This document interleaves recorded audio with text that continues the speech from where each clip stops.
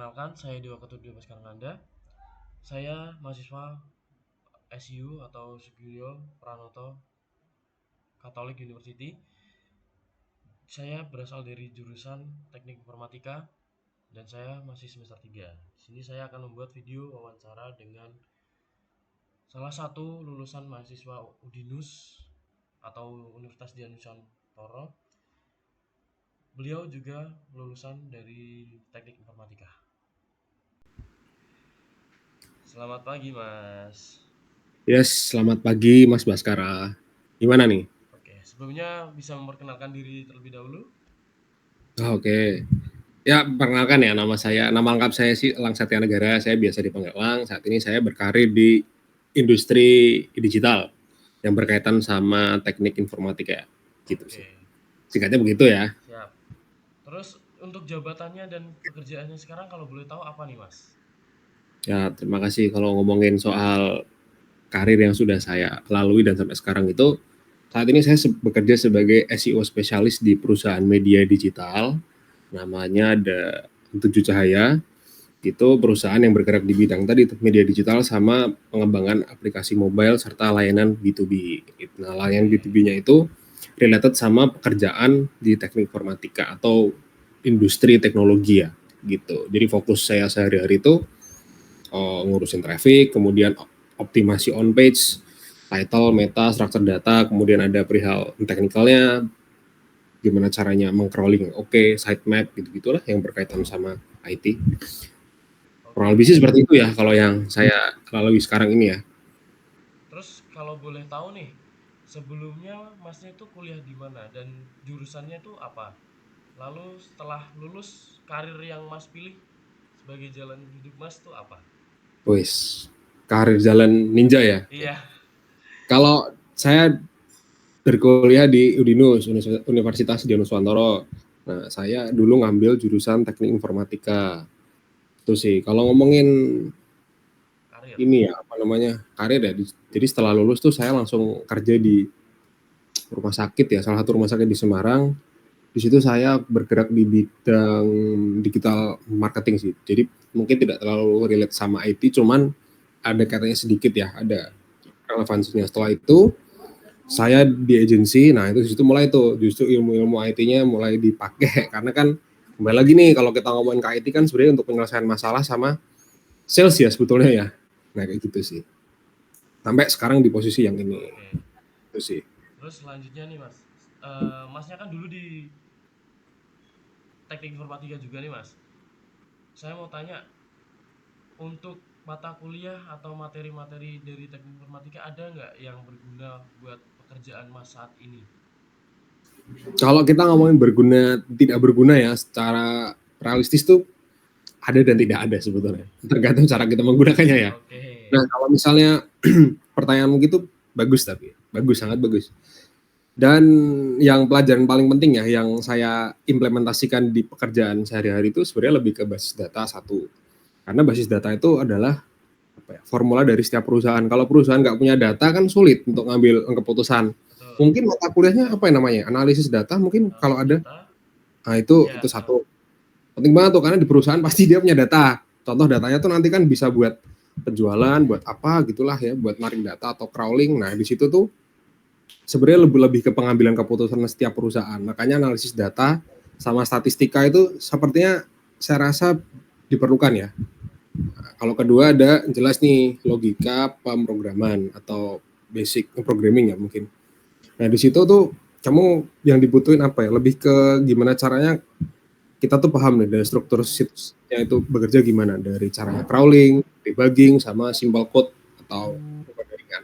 Cara berpikir aja sebenarnya cara berpikir supaya kita tahu nih kita bisa baca beberapa script seperti apa. Yang ketiga itu berarti dasar website.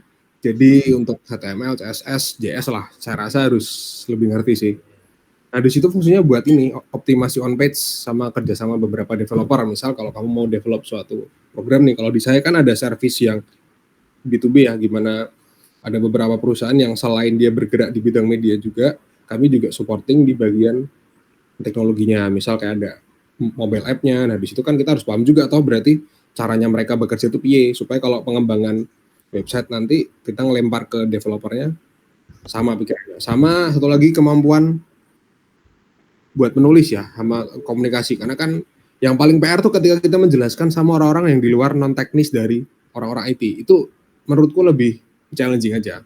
Karena culture-nya udah beda. Gitu sih. Kalau aku ya paling 4 lah. 4 skill itulah. Kecuali nanti di jaringan. Kamu urusan sama cyber, mungkin mata kuliah kriptografi mungkin akan lebih dipergunakan, bisa jadi. Itu sih. Siap.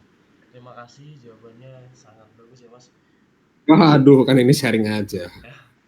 Terus boleh kasih saran nggak Mas? Tips buat mahasiswa-mahasiswa sekarang biar bisa kerja di posisinya Mas gitu, atau bahkan lebih. Berarti apa nih? Cheat atau tips nih? Tips. Kalau cheat kan, Tips cheat ya, aja berarti ya. tips ya. Kalau cheat kan kembali ke orang-orangnya. Kalau kita ngomongin tips, sebetulnya ya sama sih pada banyak jurusan, cuman bedanya kalau IT itu kan portofolionya harus kelihatan. Misal gini, kamu punya portofolio sendiri, kayak mungkin hasil websitemu, atau mungkin kamu bisa bikin suatu apa ya, landing page isinya beberapa portofolio, itu bisa. Tapi pokoknya portofolio itu harus kelihatan dalam bentuk digital ataupun ya bentuk mesti harus kelihatan lah, orang bisa tahu. Karena kalau di luar dari jurusan teknologi, sepertinya kan portofolionya kan tolak ukurnya tuh berbeda ya cara pandangnya. Kalau IT kan mesti kudu, ini loh punya aku kayak gini nih, cara kerjanya seperti ini. Itu satu, kamu mesti ada portofolio, itu wajar sih. Kedua, kamu harus tahu lah kayak yang paling penting tadi yang kalau di kuliah tuh HTML, CSS, JS lah. Karena itu nanti kembali lagi ke cara mau membuat program, ada namanya CRUD, create, read, update, delete, itu kan basic programmer toh. Sama satu lagi nih, kamu mesti kudu tahu namanya computer thinking lah, aku lupa namanya. Jadi kehadiran orang-orang teknologi itu sebenarnya untuk menyelesaikan masalah, bukan justru nambah program, tapi malah tambah ribet pekerjaan nih lah, itu keliru. Jadi kamu harus paham namanya computer thinking. Itu sama kalau bisa tadi kayak ikut magang-magang langsung lah atau apa proyek nyata, itu lebih bagus lah, bisa lah. Paling tipsku itu situ aja sih. Cuman dari situ kan nanti mau kembangin lagi. Terima kasih Mas. Yang penting itu ya. Tuh. Saya boleh tanya sekali lagi Mas? Boleh? Kalau misalnya nih Masnya lihat saya seperti ini, apakah menurut Mas saya udah siap belum untuk terjun ke industrinya Mas? Terus apa yang perlu saya kembangkan lagi? Oh, kalau ngomongin siap nggak siap sih sebenarnya kembali ke personalnya ya. Ya, Sekarang. personal ya Kalau masing-masing. rencananya sekarang mau ngambil di apa nih? Maksudnya spesialis industrinya apa? Karena kan kalau di IT kan kamu tidak bisa menguasai semua hal. Tahu boleh, tapi kamu mesti kudu tahu beberapa jurusannya. Oke. Kamu pengen jadi spesialis apa gitu dulu. Nanti aku bisa kasih sedikit masukan lah. Mungkin untuk ke cyber security, untuk Masnya tadi yang bilang itu kan orang IT yang idam-idamkan itu. Oke. Oke, kalau ngomongin cyber security ya, cyber security itu berarti kamu mesti kudu belajar namanya jaringan, sama buat aku kriptografi ya, karena mau nggak mau tuh kamu mesti kudu belajar namanya ethical hacking. Nah di situ kamu belajar bahasa yang 1010 itu loh. Karena dari situ kamu bisa mainan dari web shell-nya, terus ada lagi kamu mainan dari Linux kayak gitu. Kalau ke cyber security sebenarnya lebih better kamu pakai Linux daripada pakai Windows ya. Karena nanti kaitannya banyak tuh. Karena kaitannya adalah sama bahasa 0101. Karena beberapa intelijen di luar tuh ya pakainya udah kayak gitu, cyber security. Memang sih itu pekerjaan idaman-idaman sih. Iya, idaman banget. Paling itu kalau aku cuma ngasih advice-nya lebih ke berarti kamu pahamin kriptografi sama jaringan, karena Oke, kriptografi rata-rata dan masuknya jaringan. itu lewatnya jaringan gitu. Siap. Oke, Mas Elang, terima Aku kasih. rasa sih kalau kamu bisa kalau kamu bisa di situ berarti kamu sudah siap lah. Itu aja. Oke, siap. Oke, terima kasih ya Mas Elang Ya, sudah ya baik meluangkan baik waktunya Baskara. untuk saya wawancara sedikit tadi. Ya nggak apa-apa. Semoga setelah saya lulus bisa. Amin. Amin. Oke. Ya, Terima bisa kasih Mas berguna Elang buat sekali bangsa lagi. dan negara ya. Iya, amin. Amin amin. Ya, terima kasih. Terima Ya, kasih. sama-sama.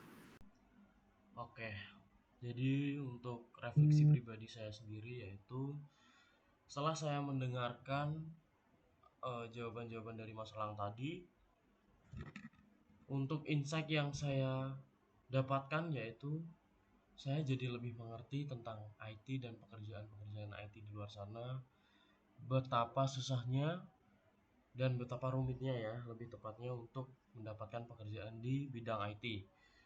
Untuk rencana saya ke depan yaitu saya akan lebih mempelajari bidang-bidang yang disebutkan oleh Mas Elang tadi, contohnya yaitu HTML, CSS, terus saya bercita-cita kan bekerja di cyber security. Jadi saya harus mempelajari kriptografi.